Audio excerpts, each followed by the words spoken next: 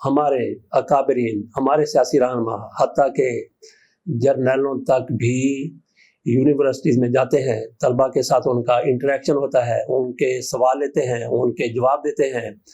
Army के जर्नलों की तरफ से जो कुछ उनके हवाले से आजकल फैलाया जा रहा है, कहा जा रहा है, मेरा ख्याल है कि उसको काउंटर करने के लिए, बच्चों के जहन से ऐसी नेगेटिव चीज़ें निकालने के लिए वो बच्चों के साथ इंटरेक्शन करते हैं, यूनिवर्सिटी में जाते हैं, कॉलेजेस में जाते हैं। DGISPR वो भी कई यूनिवर्सिटी का विजिट कर चुके हैं, वहाँ तलबा के साथ बातें करते हैं, उनके सवाल लेते हैं, जवाब देते हैं। बाद औक़ात कहा जाता है कि सख्त सवाल किए गए हैं और DGISPR को उनका जवाब नहीं आया। उनकी बॉडी लैंग्वेज देखिए, किस तरह से वो बच्चों के सवालों का सामना कर रहे हैं और किस तरह से बेबस नजर आते हैं। ये एक तबके की तरफ से कहा जाता है जो मुखालफिन में आते हैं, जैसे तहरीक इंसाफ वाले हो गए, वो तो जहां भी ये जाएंगे नेगेटिव बात करेंगे। और दूसरा तबका वो भी है जो हुकूमती तबका है, जो इनके हामी है, वो कहते हैं कि इनकी तरफ से बड़ी मुदल्लल गुफ्तगू की गई है, वहां पे इनका पुरजोर इस्तकबाल किया गया है, तलबा की तरफ से बेहतरीन सवाल किए गए हैं और अगर किसी ने सख्त सवाल किया है तो उनका उन्होंने मुदल्लल जवाब दिया है। ये तो बात होगी। Army chief general Asim Munir की तरफ से भी कई यूनिवर्सिटी में जाके तलबा के साथ इंटरेक्शन किया गया है, जैसे कि गुज़श्ता दिनों वो भावलपुर में गए थे, वहां भी उन्होंने बच्चों के साथ जाकर जो कुछ बातें की हैं उनका मोराल अप करने के लिए, उनका हौसला बुलंद करने के लिए, और उन्होंने बताया कि पाक फौज आपके लिए, अपने मुल्क के लिए, अपनी कौम के लिए क्या कर रही है और हमारे जवान और अफसर किस तरह से कुर्बानियां दे रहे हैं। ये सारा आर्मी चीफ की तरफ से बच्चों को बताया गया। अब आ जाते हैं जरा अपने सियासतदानों की तरफ। वो बच्चों को जाके क्या बताते हैं? वो अपनी कामयाबियां बताते हैं, बल्कि कामयाबियों से ज्यादा जब भी शहबाज शरीफ साहब जाते हैं, उससे पहले निगरान वजीर आजम काकड़ साहब वो भी एक यूनिवर्सिटी में गए थे, वहां जो अपने साथ वो करवा के आए, उनको किसी सवाल का जवाब नहीं आ रहा था। उनकी गुफ्तगू टीवी चैनल पर भी नजर आई, उनकी बॉडी लैंग्वेज भी देखी जा सकती थी। बहरहाल तलबा की तरफ से उनके साथ सख्त सवालात किए गए और उनकी लय अपने आम गुफ्तगू में और तलबा के साथ भी इमरान खान के खिलाफ बातें करने से शुरू होती थी और इमरान खान के खिलाफ बातें करने पर ही ख़त्म होती थी।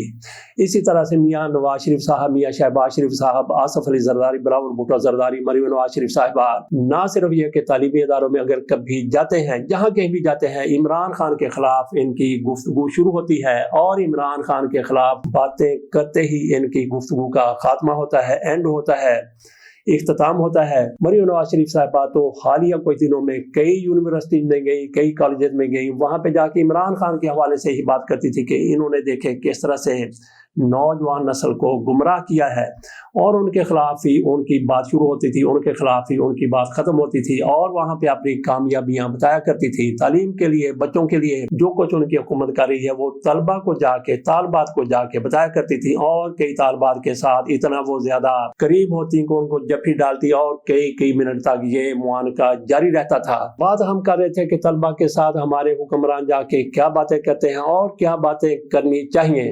अमरिंदर सिंह भारतीय एक सूबे के वजीर आला हैं, वो भी एक तालीमी इदारे में गए, वहां पे जाके क्या उन्होंने मोदी के खिलाफ बात की, क्या उन्होंने किसी अपने मुखालिफ के खिलाफ बात की, उन्होंने इस मौके पर क्या कहा, क्या उन्होंने अपनी सियासी बातें की? बिल्कुल नहीं, उन्होंने कोई सियासी बात नहीं की, अपने किसी मुखालिफ का जिक्र तक नहीं किया। उन्होंने क्या कहा?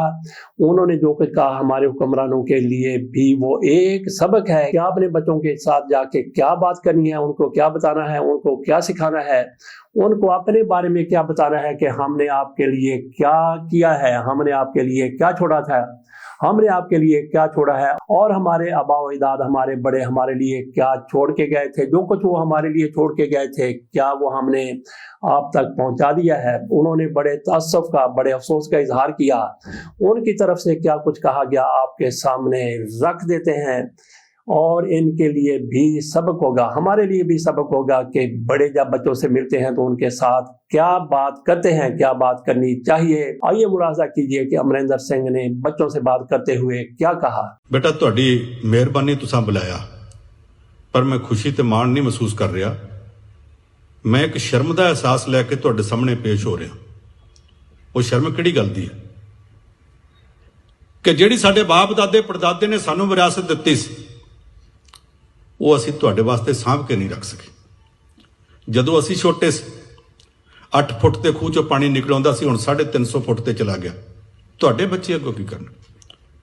ਜਦੋਂ ਅਸੀਂ ਛੋਟੇ ਸੀ ਸਾਨੂੰ ਕਦੇ ਕਿਸੇ ਇਹ ਨਹੀਂ ਸੀ ਆਖਿਆ ਸ਼ਹਿਰ ਦੇ ਵਿੱਚ ਬਚ ਕੇ ਲੰਘੋ, ਹਵਾ ਦੇ ਵਿੱਚ ਪ੍ਰਦੂਸ਼ਣ ਹੈ। ਅਸੀਂ ਤੁਹਾਡੇ ਵੇਲੇ ਤੱਕ ਪ੍ਰਦੂਸ਼ਣ ਪੈਦਾ ਕਰਤਾ। ਅਸੀਂ ਛੋਟੇ ਸੀ, ਵੇਈ ਵਗਦੀ ਚ, ਚੋ ਵਗਦੀ ਚ ਤਾਂਬੇ ਦਾ ਸਿੱਕਾ ਸੁੱਟ ਕੇ ਇੱਕ ਦੂਜੇ ਨੂੰ ਕਹਿੰਦੇ ਹੁੰਦੇ ਸੀ ਹੇਠਾਂ ਰੇਤ ਤੇ ਪਿਆ ਦਿਸਦਾ। ਅੱਜ ਵੇਈਆਂ ਤੋਂ ਚੋਆਂ ਦੇ ਵਿੱਚ ਤੁਸੀਂ ਜਗਦੀ ਟਾਰਚ ਸੁੱਟਦੇ ਹੋ, ਬਲਬ ਸੁੱਟਦੇ ਹੋ, ਦਿਸਦਾ ਨਹੀਂ, ਕਿਉਂਕਿ ਇੰਨਾ ਗੰਦ ਵਗਦਾ। ਇਹ ਮੇਰੀ ਪੀੜ੍ਹੀ ਦੇ ਲੋਕਾਂ ਨੇ ਵਗਾਇਆ। ਨਹੀਂ ਸੀ ਆਖਿਆ ਕਿ ਬਤਾਊ ਨਾ ਖਾਈ, ਬੈਂਗਣ ਨਾ ਖਾਈ, ਇਹਦੇ ਵਿੱਚ ਕੈਮੀਕਲ ਹੁੰਦਾ ਹੈ। ਹੁਣ ਮੈਂ ਆਰਮੀ ਵਾਲਿਆਂ ਦੇ ਡਾਈਟੀਸ਼ੀਅਨ ਦੇ ਉਹਨਾਂ ਦੇ ਰਿਫਰੈਸ਼ਰ ਕੋਰਸ ਦੇ ਦਿਨਾਂ 'ਚ ਗਿਆ ਤੇ ਉਹਨਾਂ ਦੇ ਡਾਈਟੀਸ਼ੀਅਨ ਨੇ, ਆਰਮੀ ਦੇ ਨੇ ਆਖਿਆ ਕਿ ਅਸੀਂ ਸਾਰਿਆਂ ਨੂੰ ਇਹ ਸੁਜੈਸਟ ਕਰਦੇ ਹਾਂ ਬਾਜ਼ਾਰ ਜਾਣਾ, ਵੇਖ ਕੇ ਬੈਂਗਣ ਉਹ ਚੁੱਕਿਓ ਜਿਹਨੂੰ ਕੀੜਾ ਲੱਗਾ ਹੋਵੇ, ਕੀੜੇ ਵਾਲਾ ਹਿੱਸਾ ਕੱਟ ਦਿਓ, ਬਾਕੀ ਖਾ ਲਿਓ। ਜਿਹਨੂੰ ਕੀੜਾ ਨਹੀਂ ਲੱਗਾ ਉਹ ਸਿਰਫ ਕੈਮੀਕਲ ਹੈ, ਤੇ ਜਿਹੜੇ ਬੈਂਗਣ ਦੇ ਵਿੱਚ ਕੀੜਾ ਹੈ, ਜੇ ਉਹ ਕੀੜੇ ਨੂੰ ਜਿੰਦਾ ਰੱਖ ਸਕਦਾ ਤੇ ਤੁਹਾਨੂੰ ਵੀ ਰੱਖ ਲਏਗਾ। ਇਹ ਵੀ ਦਿਨ ਆਉਣੇ ਸੀ। ਮੈਂ ਬਚਪਨ ਦੇ ਵਿੱਚ ਇਹ ਸੁਣਦਾ ਸੀ ਫਲਾਨਾ ਬੜਾ ਬੇਈਮਾਨ ਹੈ, ਫਿਰ ਲੋਕਾਂ ਨੇ ਕਹਿਣਾ ਬੰਦ ਕਰਤਾ। ਹੁਣ 30 ਸਾਲਾਂ ਬਾਅਦ ਫਿਰ ਕਹਿਣ ਲੱਗੇ ਨੇ, ਤੇ ਹੁਣ ਇਹ ਨਹੀਂ ਕਹਿੰਦੇ ਫਲਾਨਾ ਬੜਾ ਬੇਈਮਾਨ ਹੈ, ਹੁਣ ਕਹਿੰਦੇ ਫਲਾਨਾ ਬੜਾ ਬੇਵਕੂਫ ਹੈ, ਅਜੇ ਵੀ ਇਮਾਨਦਾਰੀ ਨਾਲ ਚੰਬੜਿਆ ਪਿਆ। ਇਹ ਸਾਰਾ ਕੁਝ ਸਿਰ ਪਰ ਨੇ ਕਦੋਂ ਹੋਇਆ? ਉਦੋਂ ਹੋਇਆ ਜਦੋਂ ਮੇਰੀ ਪੀੜ੍ਹੀ ਵਿਕਾਸ ਕਰ ਰਹੀ ਸੀ। ਜੇ ਇਸ ਸਾਰੇ ਦੌਰ 'ਚ ਹੋਇਆ, ਮੈਂ ਬਾਕੀ ਸਾਰਿਆਂ ਦੇ ਨੁਕਸ ਕੱਢਾਂ? ਨੁਕਸਾਂ 'ਚ ਮੈਂ ਭਾਈਵਾਲ ਨਹੀਂ। ਜਦੋਂ ਇਹਨਾਂ 30-35 ਸਾਲਾਂ 'ਚ ਆ ਸਾਰੇ ਗੁਨਾਹ ਹੋਏ ਨੇ, ਔਰ ਇਹ ਗੁਨਾਹ ਤੁਹਾਡੇ ਖਿਲਾਫ ਅਸੀਂ ਕੀਤੇ ਨੇ, ਮੇਰੀ ਪੀੜ੍ਹੀ ਨੇ ਕੀਤੇ ਨੇ। ਮੇਰੀ ਪੀੜ੍ਹੀ ਦੇ ਲੋਕ ਜਦੋਂ ਇਹ ਪਾਪ ਕਰਦੇ ਪਏ ਸੀ, ਇਹਦੇ ਵਿੱਚ 0.1%, 0.01%, 0.0001% ਕੁਝ ਨਾ ਕੁਝ ਹਿੱਸਾ ਤੇ ਗੁਨਾਹ ਕਰਨ ਦੇ ਵਿੱਚ ਮੇਰਾ ਵੀ ਹੈਗਾ ਨਾ। ਇਸ ਕਰਕੇ ਜਦੋਂ ਮੈਂ ਤੁਹਾਡੇ ਕੋਲ ਆਉਣਾ, ਮੈਂ ਤੁਹਾਨੂੰ ਨਹੀਂ ਵੇਖਦਾ, ਮੈਂ ਤੁਹਾਡੇ ਵਿੱਚੋਂ ਆਪਣੇ 2 ਬੱਚੇ ਵੇਖਦਾ। ਮੈਂ ਉਦੋਂ ਸੋਚਦਾ ਕਿ ਇਸ ਪੀੜ੍ਹੀ ਦੇ ਵਾਸਤੇ ਅਸੀਂ ਛੱਡਿਆ ਕੀ? ਅਸੀਂ ਇਸ ਵਿਰਾਸਤ ਨੂੰ ਬਹੁਤ ਖਰਾਬ ਕਰਤਾ। ਇਸੇ ਗੱਲ ਤੇ ਆ ਕੇ ਮੈਂ ਆਪਣੀ ਗੱਲ ਖਤਮ ਕਰਨੀ ਹੈ ਕਿ ਬੇਟਾ ਕੋਸ਼ਿਸ਼ ਕਰਿਓ ਕਿ ਜਿੰਨਾ ਕੁ ਹੋ ਸਕੇ ਸਮਾਜ ਦਾ ਗੰਦ ਸਾਫ਼ ਕੀਤਾ ਜਾ ਸਕੇ। ਤੇ ਸਾਡੇ ਵਿੱਚੋਂ ਜਿਹੜੇ ਕਹਿੰਦੇ ਮੈਥੋਂ ਨਹੀਂ ਕੀਤਾ ਜਾਣਾ, ਮੇਰੇ ਕੋਲ ਟਾਈਮ ਨਹੀਂ, ਮੇਰੀ ਸਮਰੱਥਾ ਨਹੀਂ, ਉਹਨਾਂ ਸਾਰਿਆਂ ਨੂੰ ਮੇਰੀ ਇੱਕੋ ਇੱਕ ਬੇਨਤੀ ਹੈ ਕਿ ਬੇਟਾ ਸਾਫ਼ ਕਰਿਓ। ਇਸ ਕਰਕੇ ਸਾਫ਼ ਕਰਿਓ ਕਿ ਅਸੀਂ ਕਿਸੇ ਦੇ ਕਰਜ਼ਦਾਰ ਹਾਂ। ਪਹਿਲਾਂ ਲੋਕੀ ਕਹਿੰਦੇ ਹੁੰਦੇ ਸੀ ਥਾਣੇ ਕਚਹਿਰੀਆਂ, ਥਾਣੇ 'ਚ ਝੂਠ ਬੋਲ ਲਈਦਾ, ਅਦਾਲਤ ਵਿੱਚ ਨਹੀਂ ਬੋਲੀਦਾ, ਸਹੁੰ ਖਾਣੀ ਪੈਂਦੀ ਹੈ। ਹੁਣ ਲੋਕੀ ਅਦਾਲਤ ਵਿੱਚ ਗੁਟਕੇ ਤੇ ਹੱਥ ਰੱਖ ਕੇ, ਗੀਤਾ ਤੇ ਹੱਥ ਰੱਖ ਕੇ ਸਹੁੰ ਖਾ ਕੇ ਝੂਠ ਬੋਲਦੇ ਆ। ਫਿਰ ਕਹਿੰਦੇ ਪੰਚਾਇਤ 'ਚ ਨਹੀਂ ਝੂਠ ਬੋਲੀਦਾ, ਬੋਲਣ ਲੱਗ ਪਿਆ। ਫਿਰ ਕਹਿੰਦੇ ਧਰਮ ਸਥਾਨ 'ਚ ਨਹੀਂ ਬੋਲੀਦਾ। ਅੱਜ ਕੱਲ੍ਹ ਧਰਮ ਸਥਾਨਾਂ ਵਿੱਚ ਵੀ ਝੂਠ ਬੋਲਿਆ ਜਾਣ ਲੱਗ ਪਿਆ। ਪਰ ਇੱਕ ਥਾਂ ਰਹਿ ਗਈ ਜਿੱਥੇ ਅਜੇ ਅਸੀਂ ਝੂਠ ਨਹੀਂ ਬੋਲ ਸਕਦੇ। ਉਹ ਥਾਂ ਕਿਹੜੀ ਹੈ? ਕੱਲ ਸਵੇਰੇ ਜਦੋਂ ਮੈਂ ਸੁੱਤਾ ਉੱਠਾਂਗਾ, ਸਭ ਤੋਂ ਪਹਿਲਾਂ ਬਾਥਰੂਮ ਜਾ ਕੇ ਪਾਣੀ ਦੀ ਚੁਲੀ ਲੈ ਕੇ ਆਪਣੇ ਚਿਹਰੇ ਤੇ ਮਾਰਾਂਗਾ। ਫਿਰ ਮੈਂ ਸ਼ੀਸ਼ੇ ਉੱਤੇ ਝਾਕਾਂਗਾ। ਅੰਮ੍ਰਿਤ ਵੇਲੇ ਉਹ ਸ਼ੀਸ਼ੇ ਦੇ ਵਿੱਚੋਂ 2 ਅੱਖਾਂ ਮੇਰੇ ਵੱਲ ਝਾਕਣਗੀਆਂ। ਉਹ 2 ਅੱਖਾਂ ਮੇਰੇ ਸਰੀਰ ਦੀਆਂ ਅੱਖਾਂ ਨਹੀਂ, ਉਹ 2 ਅੱਖਾਂ ਮੇਰੀ ਜ਼ਮੀਰ ਦੀਆਂ ਅੱਖਾਂ। ਮੈਂ ਸਾਰੀ ਦੁਨੀਆ ਦੇ ਕੋਲ ਝੂਠ ਬੋਲ ਸਕਦਾ। ਮੈਂ ਨਰਿੰਦਰ ਮੋਦੀ ਤੇ ਕੈਪਟਨ ਅਮਰਿੰਦਰ ਸਿੰਘ ਕੋਲ ਝੂਠ ਬੋਲ ਸਕਦਾ। ਮੈਂ ਡੋਨਲਡ ਟਰੰਪ ਤੇ ਵਲਾਦੀਮੀਰ ਪੁਤਿਨ ਦੇ ਕੋਲ ਝੂਠ ਬੋਲ ਸਕਦਾ। ਮੈਂ ਗੁਰਦੁਆਰੇ ਤੇ ਮੰਦਿਰ 'ਚ ਝੂਠ ਬੋਲ ਸਕਦਾ। ਪਰ ਜਦੋਂ ਉਹਨਾਂ 2 ਅੱਖਾਂ ਨੇ ਆਖਿਆ, ਕੱਲ ਕੀ ਕੀਤਾ ਸੀ? ਮੈਂ ਉਹਨਾਂ 2 ਅੱਖਾਂ ਦੇ ਸਾਹਮਣੇ ਝੂਠ ਨਹੀਂ ਬੋਲ ਸਕਦਾ, ਨਾ ਤੁਹਾਡੇ ਤੋਂ ਬੋਲਿਆ ਜਾਣਾ। ਜੇ ਤੁਸੀਂ ਇਹ ਨਹੀਂ ਚਾਹੁੰਦੇ ਕਿ ਕੱਲ ਸਵੇਰੇ ਉੱਠ ਕੇ ਅੰਮ੍ਰਿਤ ਵੇਲੇ ਆਪਣੀ ਜ਼ਮੀਰ ਦੇ ਸਾਹਮਣੇ ਸ਼ਰਮਿੰਦਾ ਹੋਣਾ ਪਵੇ, ਤੇ ਫਿਰ ਕੋਸ਼ਿਸ਼ ਕਰਿਓ ਅਸੀਂ ਗੰਦ ਸਾਫ਼ ਕਰੀਏ। ਤੇ ਜਿਹੜੇ ਤੁਹਾਡੇ 'ਚੋਂ ਕਹਿੰਦੇ ਆ ਕਿ ਅਸੀਂ ਗੰਦ ਸਾਫ਼ ਕਰਨ ਜੋਗੇ ਨਹੀਂ, ਸਾਡੇ ਕੋਲ ਵਕਤ ਨਹੀਂ, ਸਾਡੇ ਕੋਲ ਸਮਰੱਥਾ ਨਹੀਂ, ਕਿਤੇ ਬਾਹਰ ਜਾਣ ਦੀ ਲੋੜ ਨਹੀਂ, ਆਪੋ ਆਪਣੀ ਜ਼ਮੀਰ ਨਾਲ ਇੱਕ ਗੱਲ ਦਾ ਪਰਨ ਕਰੋ ਕਿ ਜੇ ਗੰਦ ਸਾਫ਼ ਕਰਨ ਜੋਗੇ ਨਹੀਂ, ਤੇ ਅੱਜ ਤੋਂ ਬਾਅਦ ਤੁਹਾਡੇ 'ਚੋਂ ਕਿਸੇ ਦਾ ਨਾਂ ਗੰਦ ਪਾਉਣ ਵਾਲਿਆਂ 'ਚ ਨਹੀਂ ਆਉਣਾ ਚਾਹੀਦਾ। ਤੁਹਾਡਾ ਸਾਰਿਆਂ ਦਾ ਬਹੁਤ ਬਹੁਤ ਧੰਨਵਾਦ।